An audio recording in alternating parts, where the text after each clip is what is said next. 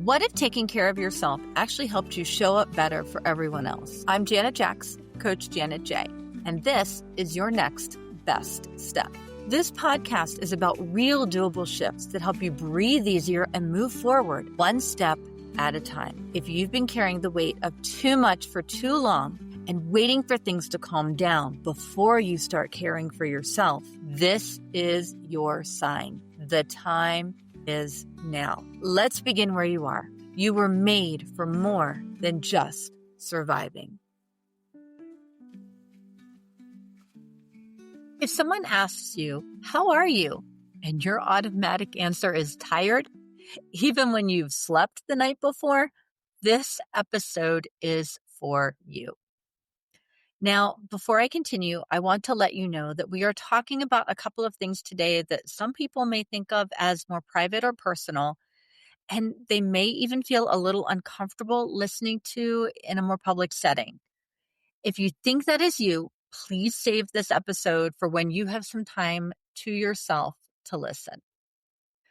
Today, we are talking about a question I hear all the time. Why am I so tired? Not the "I didn't sleep well last night" tired. The bone deep, can't shake it, feels like you're moving through mud, exhausted. That's been hanging around for weeks or even months. And here's what I want you to know right up front. You are not being dramatic. You are not just getting older. Persistent fatigue is real. It is incredibly common and it deserves your attention. Let me share something that might surprise you. When researchers look at why people visit primary care, fatigue shows up again and again as one of the most common complaints. An evidence-based clinical review notes that fatigue is a main or secondary reason for about 10 to 20% of primary care consultations.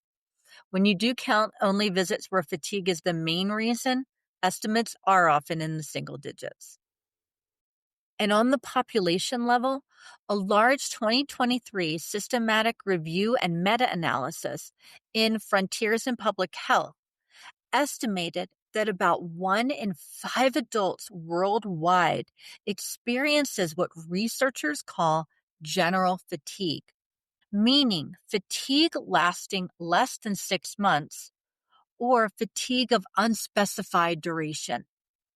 It is also reported more often by women than men in that analysis.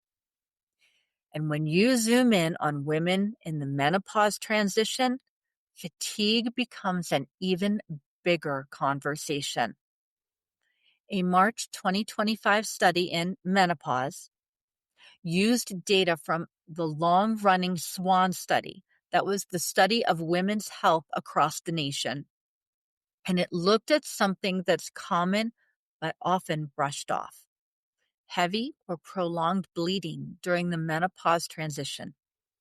The researchers found that heavier bleeding patterns were linked with higher fatigue, even after accounting for other contributors like sleep problems and depressive symptoms. In that SWAN study, about 1 in 3 participants reported episodes of abnormal uterine bleeding during the transition.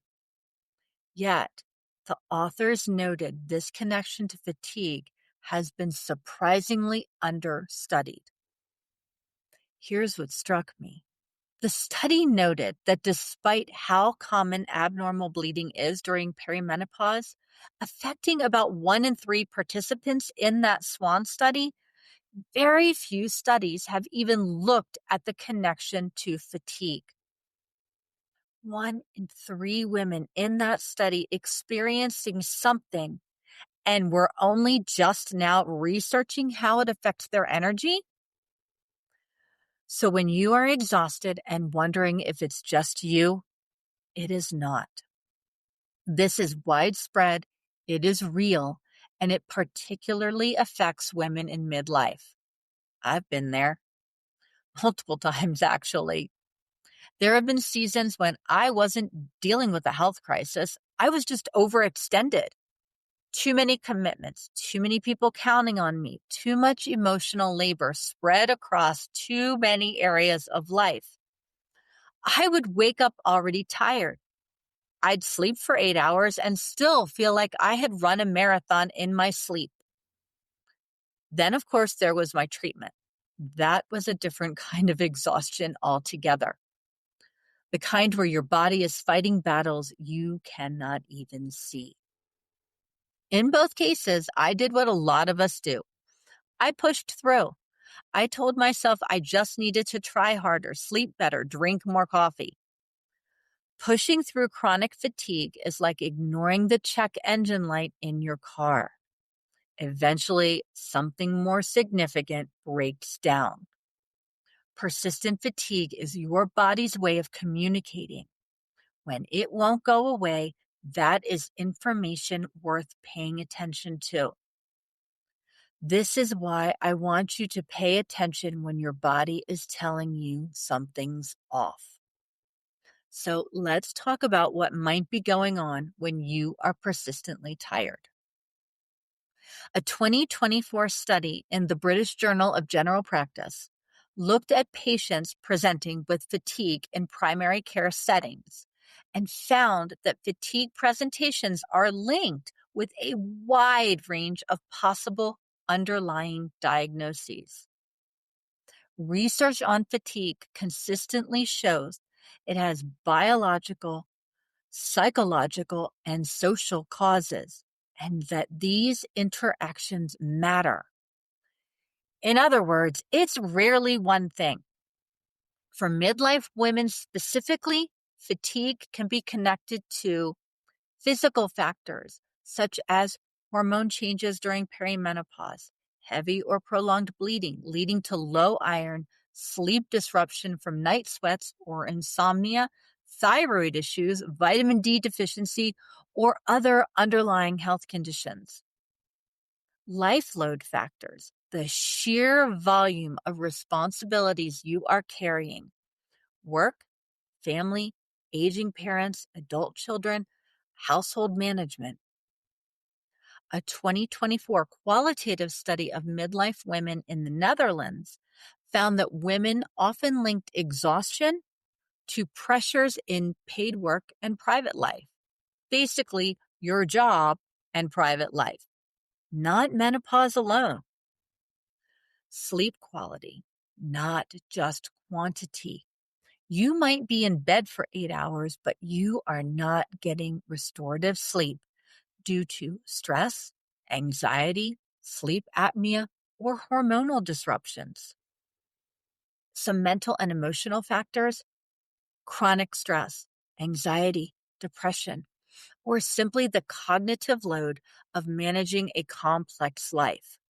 And here's the thing. These factors don't operate in isolation.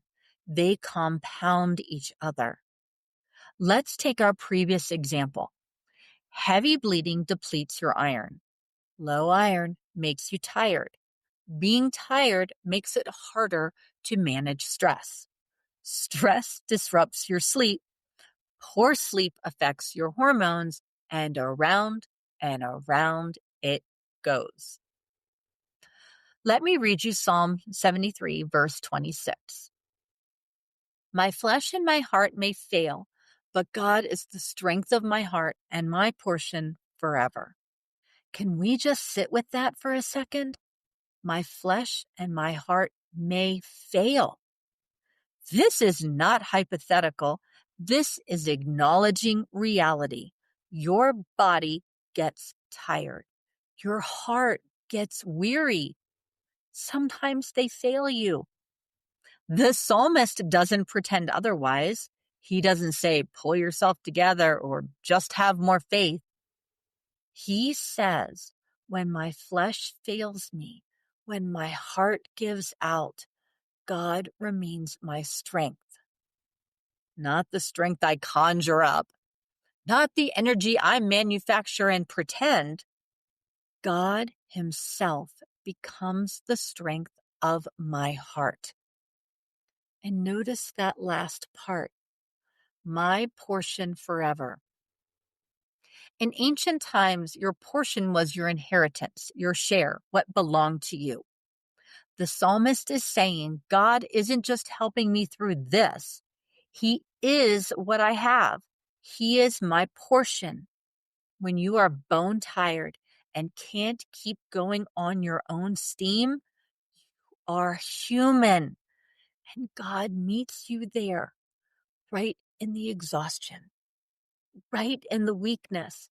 He becomes your strength in that exact moment. That is permission to be honest about where you are. Your body might feel like it is failing you. That doesn't mean God has. So here is your next best step. It is simple but powerful. I want you to keep a 7-day energy journal, not a food diary, not a sleep tracker, just a simple log of your energy levels. Here's how. Each day, rate your energy 3 times, morning, afternoon, and evening, just on a scale of 1 to 10. Make a quick note of anything significant. For example, did you sleep well? Was today particularly stressful? Did you skip meals or eat on the run? Were you dealing with heavy bleeding or other physical symptoms? Did you have a particularly demanding day emotionally? That's it. No fancy tracking, no apps required. Just awareness. At the end of 7 days, look for patterns. Are certain times of the day consistently worse? Do certain activities or situations drain you more? Is there a connection between your menstrual cycle and your energy levels? Does rest actually help, or do you wake up still exhausted? This journal serves 2 purposes. First, it helps you understand what is going on in your body. You might discover patterns you hadn't noticed.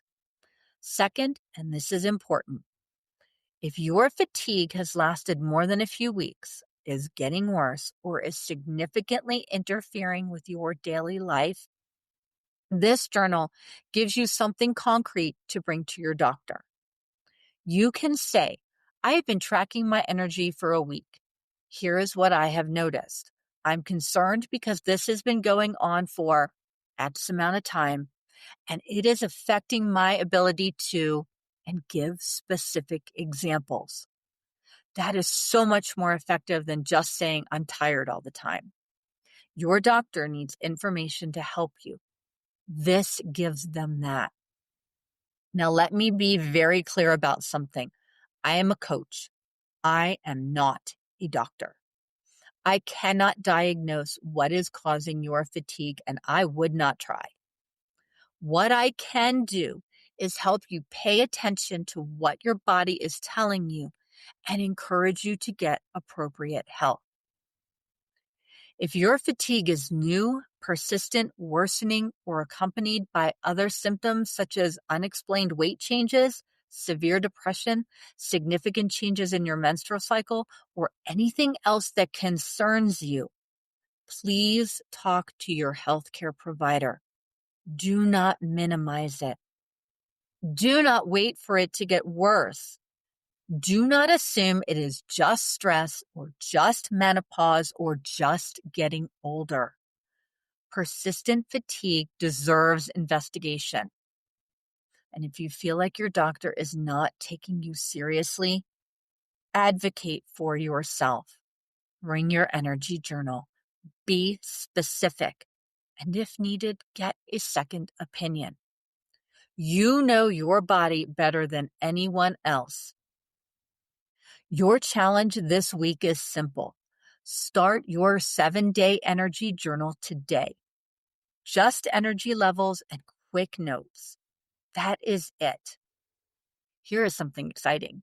If you want to go deeper into the science behind midlife fatigue, including specific factors that might be contributing to your exhaustion, watch for the Science Spotlight number 6, hitting inboxes on Thursday. I am diving into the research on hormonal factors, nutritional deficiencies, sleep architecture changes, and more. It's a deeper dive than we can do in a 10-minute podcast, and it is packed with specific, actionable information. You can get on that email list by grabbing the 5-minute daily reset at yournextbeststep.com. Remember Psalm 73. My flesh and my heart may fail, but God is the strength of my heart and my portion forever. When your body is asking for help, listen to it. Start by tracking what is happening. And if that persistent whisper is saying something's not right or it won't go away, that is worth paying attention to. Take your next best step. All right, you've got your next step. Small, doable, and real. If this inspired you, make sure to grab your free 5-minute daily reset at yournextbeststep.com. It's my gift to help you pause the chaos and reconnect with what matters most. Be sure to subscribe. And if someone came to mind while you listened, please share this with them. Remember, you are seen, you are known, and you matter. Be kind to yourself along the way. You are making real change, one step at a time.